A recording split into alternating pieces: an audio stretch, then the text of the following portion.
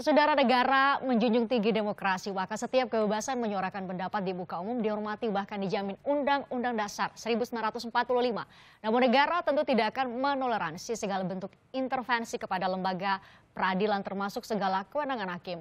Maka jaminan aksi 5 Mei akan berjalan tertib dan tetap berada dalam koridor negara hukum tentu jadi dambaan banyak pihak atau harapan banyak pihak. Selengkapnya kami akan berbincang dengan dua narasumber kami. Ada Ketua MUI Bidang Informasi dan Komunikasi Mas Duki Badloi. Selamat malam Pak Mas Duki. Assalamualaikum warahmatullahi wabarakatuh. Waalaikumsalam. Kemudian juga ada juru bicara Gerakan Nasional Pembela Fatwa MUI, GNPF MUI, Kapitra Ampera. Selamat malam. Assalamualaikum Pak Kapitra. Waalaikumsalam warahmatullahi wabarakatuh. Pak Kapitra, alih-alih kemudian Anda menyuarakan menyuarakan aspirasi sebagai bagian dari hak konstitusional setiap warga negara untuk berpendapat di muka umum, tapi kalau kemudian dipandang sebagai cara dengan bawa banyak massa untuk mengintervensi putusan sebuah kasus hukum, dalam hal ini adalah kasus Ahok? Ada dua hal yang saya ingin jelaskan ya. Pertama, apakah aksi menyampaikan pendapat dengan unjuk rasa ini dilarang tidak oleh undang-undang? Tidak, tentu saja, karena itu adalah jaminan hak konstitusional. Dan orang lagi menjalankan demonstrasi atau unjuk rasa, orang lagi menjalankan undang-undang. Undang-Undang Dasar pasal 28, Undang-Undang nomor 9 tahun 1998, yang pasal 9-nya mengatakan penyampaian pendapat itu bisa dilakukan dengan demonstrasi dan unjuk rasa. Betul. Dan juga Undang-Undang 12 tahun 2005 tentang hak sipil dan politik. Ini yang pertama. Kedua, bagaimana cara demonstran ini, peserta aksi ini menekan majelis hakim? Bagaimana mungkin? Kenapa? Karena selama ini informasi ini disesatkan ke masyarakat, seakan-akan GNPF MUI ini melakukan intervensi. Kita ini justru mendukung majelis hakim untuk tetap independen. Hanya itu yang kita mau sampaikan. Sehingga tidak boleh ada intervensi kekuasaan maupun organ-organ lainnya dalam bentuk apapun. Ada kekhawatiran itu dari Anda? Loh, kita tidak khawatir, ada bukti intervensi itu pernah terjadi. Ya. Intervensi itu pernah terjadi, kita punya bukti itu. Ya. Apa itu? Nah, waktu penundaan. Penundaan apa? Pembacaan tuntutan. Itu kan semua disampaikan di luar persidangan, bukan di dalam persidangan. Dan Ketua Mahkamah Agung dan Ketua Komisi Yudisial mengatakan itu bentuk intervensi. Tadi saya baru ketemu dengan Ketua Komisi Yudisial. Kita hanya datang ke masjid, lalu kita melakukan munajat di situ, zikir. Lalu ada delegasi yang datang ke Mahkamah Agung. Jadi tidak benar kalau kita berbondong-bondong datang ke Mahkamah Agung. Tidak ada itu. Jadi, clear ya Anda sampaikan hari ini. Jelas, saya ingin katakan bahwa GNPF MUI setelah berkonsultasi, berkomunikasi dan memperhatikan saran pendapat pihak kepolisian dan pihak-pihak lainnya, memutuskan bahwa GNPF MUI tidak melakukan long march dari Istiqlal ke Mahkamah Agung. Tetapi mengirim delegasi maksimal 10 orang menghadap pimpinan Mahkamah Agung untuk menyampaikan aspirasi. Apakah itu bentuk suatu intervensi? Itu pertama. Kedua, kami berhenti, masa ini berhenti di mana titik polisi membolehkannya. Kita juga tahu juga Undang-Undang nomor 9 itu mengatakan 100 meter dari Istana Negara dilarang.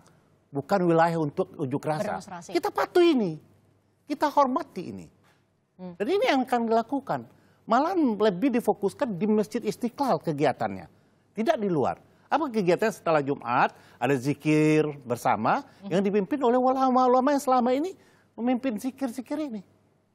Lalu kita menunggu delegasi dan menyampaikan aspirasi, lalu aspirasinya telah disampaikan kembali, lalu disampaikan ke masyarakat, ke peserta aksi. Masa yang menunggu. Ya, bahwa penyampaian pendapatan ini, penyampaian pendapat sudah kita sampaikan, disambut dengan baik dan sebagainya, sudah selesai pulang. Pak Mas Duki, ini perlu dilakukan dalam kondisi saat ini? Ya, soal dilakukan atau tidak dilakukan kan tadi juga sudah dijelaskan ya, bahwa aspirasi warga negara dalam sebuah negara demokrasi kan absah secara hukum dan dijamin di satu pihak seperti itu sepanjang mengikuti rambu-rambu, mengikuti peraturan dan seterusnya. Saya kira itu adalah hak sebuah seorang warga negara atau kelompok untuk melaksanakan dan menyampaikan aspirasinya. Di satu pihak seperti itu. Tapi di pihak yang lain yang juga tadi juga sudah ditegaskan bahkan dalam diskusi-diskusi sebelumnya bahwa proses peradilan kan tidak bisa diintervensi oleh siapapun. Gitu ya. Jadi ini adalah sisi yang lain. Oleh karena itu independensi proses peradilan itu adalah hal yang lain. Oleh karena itu yang saya ingin tegaskan itu adalah dua hal yang berbeda.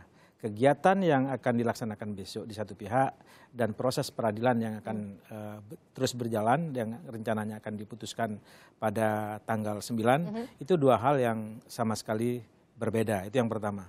Lalu yang kedua yang ingin kami sampaikan adalah bahwa persoalan-persoalan yang terkait dengan gerakan besok memang juga tentu saja mungkin tidak luput dan tidak dikaitkan dengan aspek keadilan masyarakat publik ketika ada tuntutan jaksa. Jaksa melakukan tuntutan, yang tuntutan itu di luar dugaan banyak pihak. Ya. Karena apa? Karena di satu sisi kita sudah tahu proses ketika peradilan itu berawal dan berjalan ada saksi-saksi ahli yang didatangkan dari Muhammadiyah, yang didatangkan dari Nahdlatul Ulama, yang didatangkan dari Majelis Ulama Indonesia, dan seterusnya dan seterusnya. Itu semuanya tidak tergambar dan kurang tergambar sama sekali di dalam tuntutan jaksa. Dalam konteks itulah saya kira ada aspek di mana publik merasa tidak ada keadilan di dalam proses tuntutan itu. Ada kekhawatiran itu. Ada kekhawatiran itu. Nah, walaupun itu sah saya kira disampaikan. Kalau ada orang merasa seperti itu saya kira sah. Tapi di sisi yang lain ingin kami tegaskan adalah bahwa itu tadi otonomi dari peradilan itu adalah hal yang lain. Itu juga dijamin oleh independensinya lembaga atau kekuasaan. Dan saya percaya, saya secara pribadi percaya bahwa hakim itu akan independen dan akan menentukan tidak dipengaruhi oleh jaksa dan juga tidak akan dipengaruhi oleh aksi yang besok akan berlangsung. Aksi besok, masa besok yang akan beraksi tentu punya harapan putusan apa yang akan diberikan oleh majelis hakim. Tapi bagaimana kemudian jika putusan nanti akan dibacakan pada 9 Mei nanti berbeda dari apa yang diharapkan oleh masa yang kemudian berdemonstrasi pada esok hari. Kita akan lanjutkan.